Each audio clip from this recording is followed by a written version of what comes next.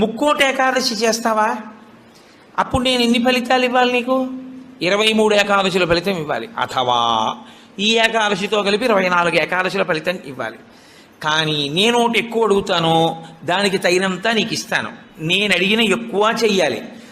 నువ్వు అడిగిన దానికన్నా కొన్ని కోటి రెట్లు ఇస్తా. 3 కోట్ల ఏకాదశుల ఫలితం ఇస్తా. కానీ మామూలు ఏకాదశుల కన్నా విరుద్ధంగా నువ్వు దీన్ని చెయ్యి. ఎందువల్ల విరుద్ధంగా చేయవలసి ఉంటుంది ముక్కోటి ఏకాదశి అంటే, మామూలు ఏకాదశి నాడు మీరు ఉపవాసం చేసేటప్పుడు పండు కాని, కాయ కాని, అథవా కాసిన పాలు కాని తాగితే ఉపద్రవం ఏం రాదు. దానికి దోషం పట్టదు శాస్త్రం. ఎందుకంటే శాస్త్రం ఉపవాసం మీద చర్చ చేస్తుంది. ఉపనిషత్తుల్లో ఆ విషయం ఉంది, వేదంలో ఆ విషయం ఉంది. ఎప్పుడెప్పుడు ఉపవాసం ఎలా చెయ్యాలి అన్నది ఉంది. ఆదివారం నాడు కానీ, పౌర్ణమి నాడు కానీ, అమావాస్య నాడు కానీ